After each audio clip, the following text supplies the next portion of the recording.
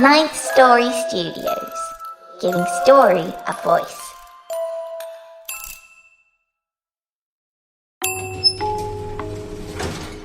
Welcome to the lift. Get ready to take a ride.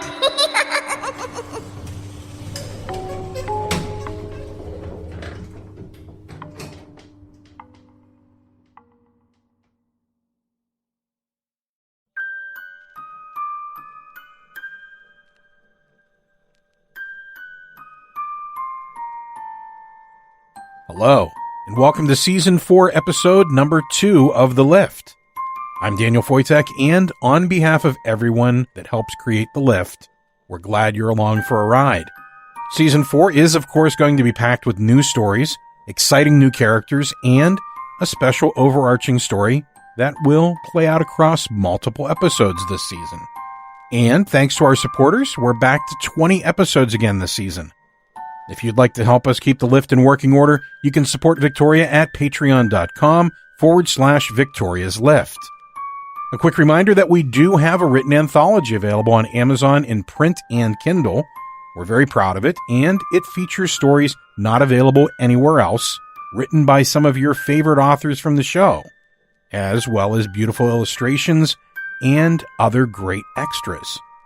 Show your love for the show by getting one for yourself, and maybe even introduce a friend to Victoria by getting a copy for them too.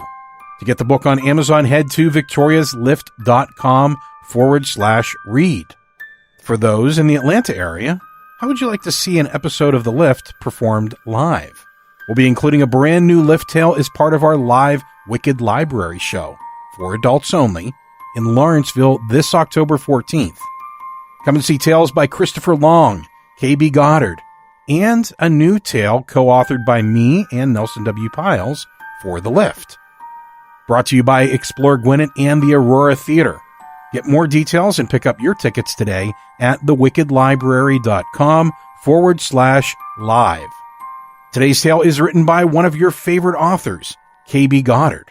If you enjoy the story, and I know you will, why not follow her on Twitter and Facebook under the handle K.B. Goddard? And treat yourself to her book, The Girl with the Roses, or one of her fantastic collections of Victorian ghost stories, available on Amazon and Kobo. Now, without further ado, let's go ghost hunting and learn about the spirit of the house, in a story told by Louis Pollard, Pierce O'Byrne, Mary Murphy, and starring Amber Collins as our girl Victoria. And of course scored by the incomparable Nico Vettese of We Talk of Dreams. Now, let's go for a ride.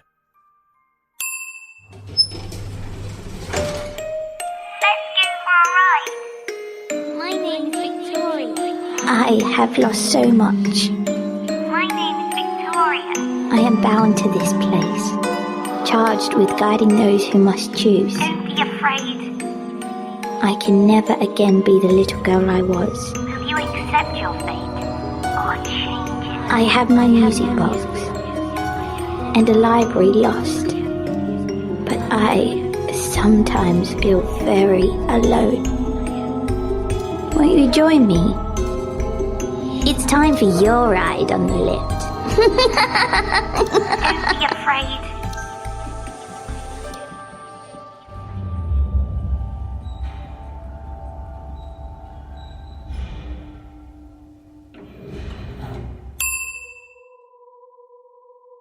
When they arrived, she was sitting by the window, admiring the tulips in the front garden. The garden had been somewhat neglected of late, but these blooms at least promised cheerful heralds of another spring. She watched as the group came towards the cottage, her gaze following them up the garden path to the front door as she wondered what awaited her this time. The key turned in the lock, and they let themselves in. 2 men and a woman. One of the men walked past her and threw the bag he was carrying down in a chair. She tutted to herself. Not very prepossessing, this one. Tall and fair-haired, not unattractive, but rather too much swagger about him. He did not seem aware of her presence. He was followed by a dark-haired man, younger than the first, but with a calmer manner. He placed his bag gently down on the floor beside a second chair as he sat down. She smiled in approval. He looked about him with apparent curiosity. For a moment, she thought he was looking right at her, but if he was aware of her, he gave no indication. A sensitive, this one. They came from time to time. Not all were aware of their gift.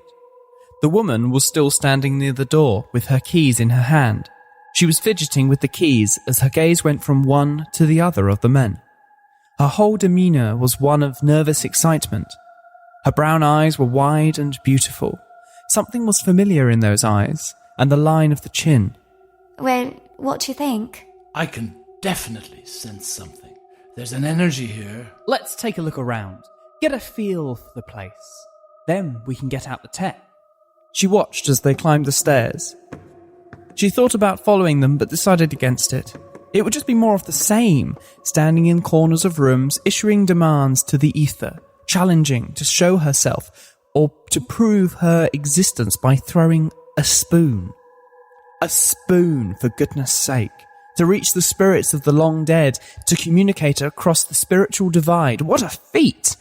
To bridge the gap between life and death. And yet, how absurd to shout across that bridge, once built, to demand that the spirits throw tableware at you. It was frivolous. She looked at the bag left by the fair-haired man. If she concentrated hard, she could nudge it off the chair. It would be a shame for them to be disappointed. She really should make an effort after they had come especially to find her. She focused her attention on the bag, reached out a hand. There it was. A little spark of something in her fingers, like a buzzing sensation. The bag fell to the floor. Did you hear that? Sounds like something fell. We should have a look. They must have heard the bump. They're coming back. I definitely heard something. There! My bag! That was on the chair when we went upstairs.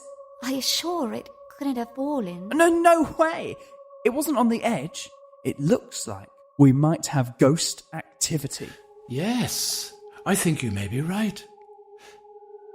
Let's get out the spirit box. What was a spirit box when it was at home?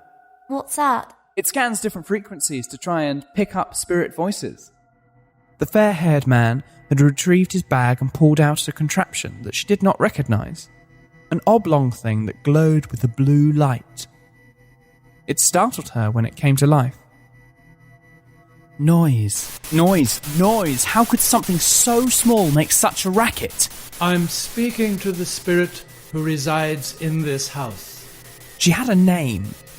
Or at least, she did once. I'm speaking to Agnes. Agnes? Yes, that's right. That was her. Can you use this box to speak to me? Could she?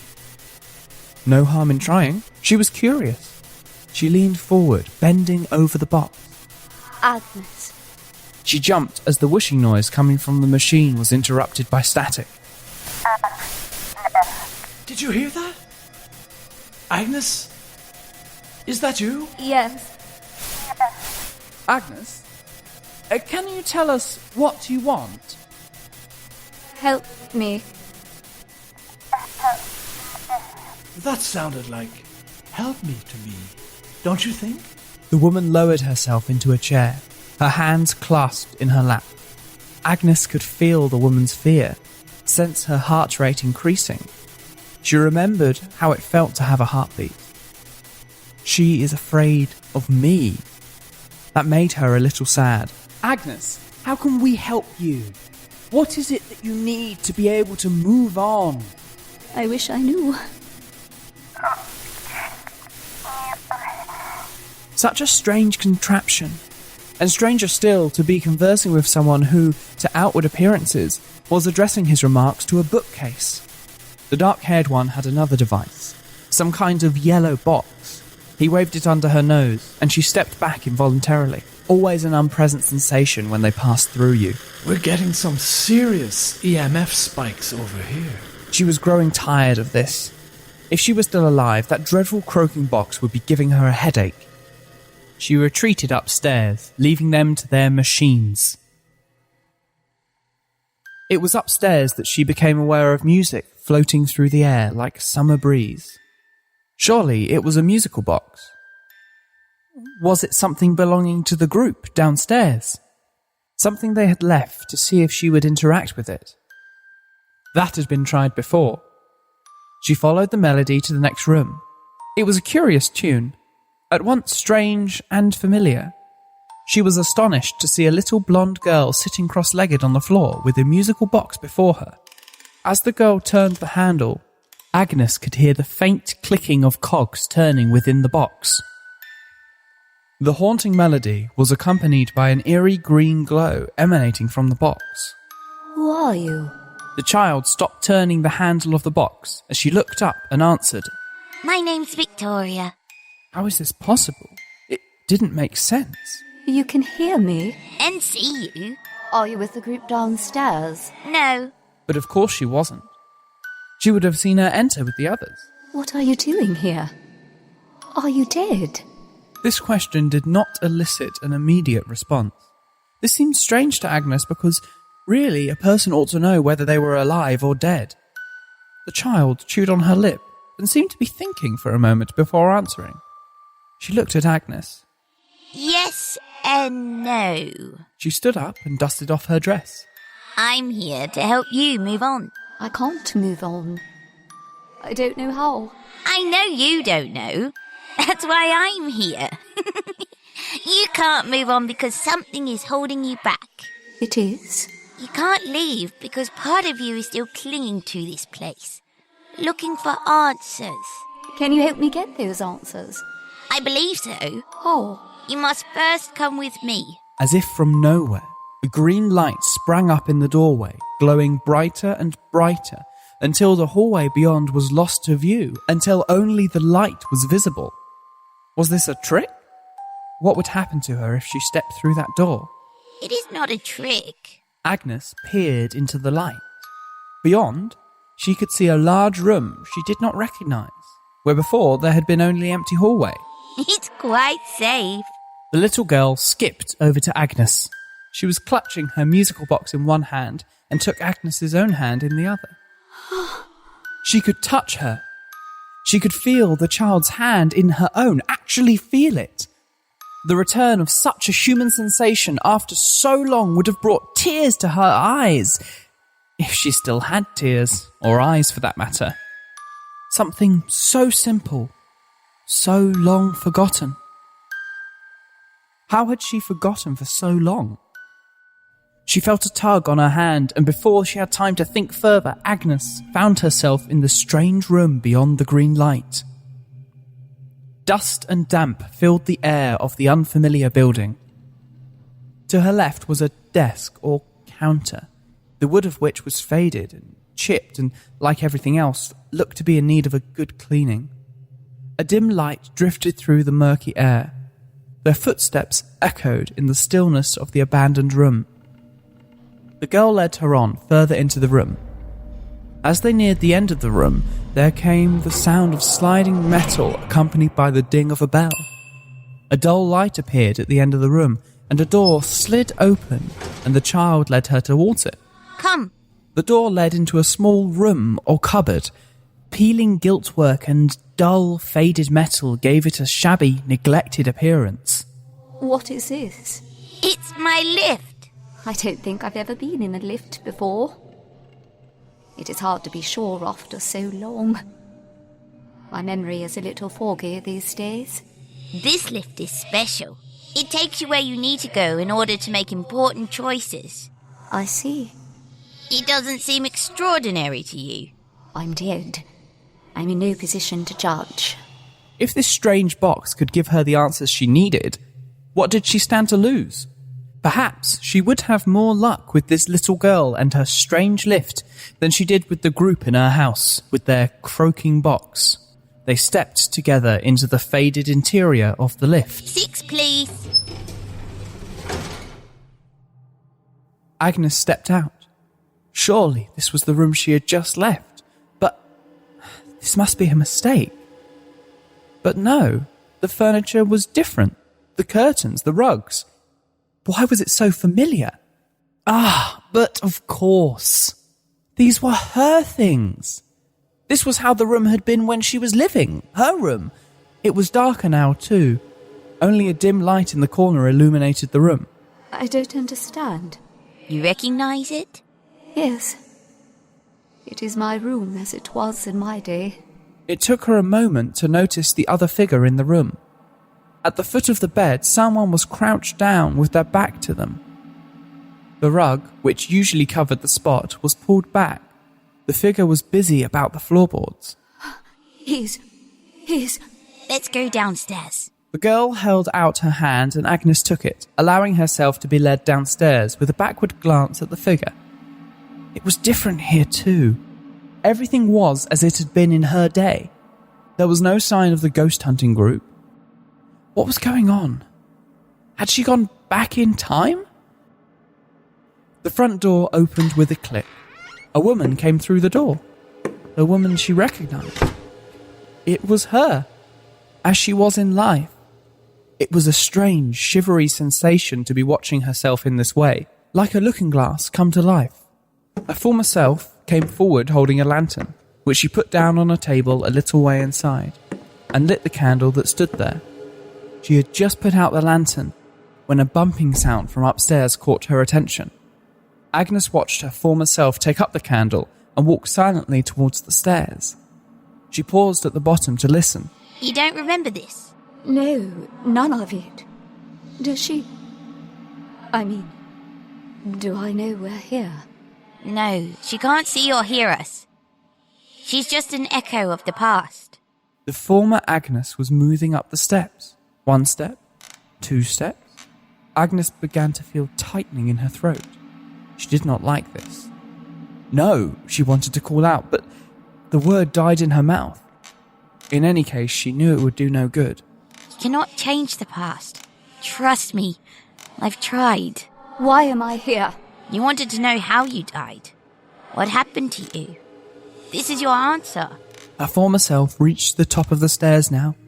Agnes watched in silent horror as the man upstairs came into view. It was over in an instant. His exclamation of surprise, her cry, a push, the body tumbling down the stairs, and the sickening thud.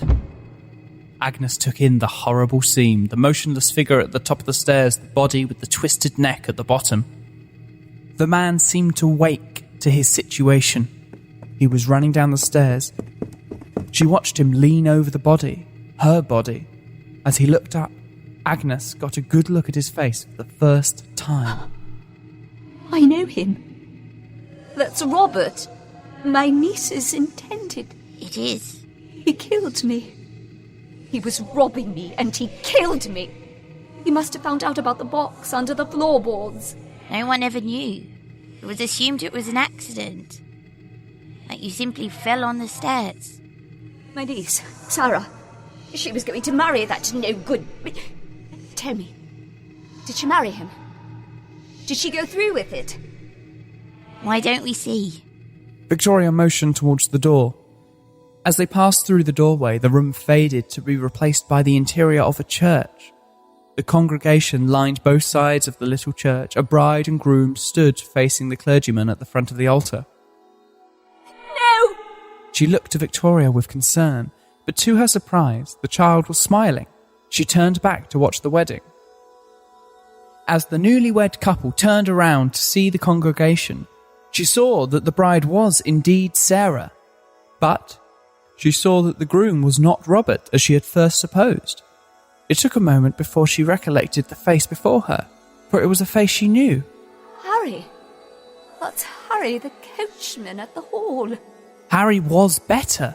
She liked Harry, she always had. Besides, Harry had never robbed her. Harry had never pushed her down the stairs. Yes, Harry was much better. But what happened to Robert?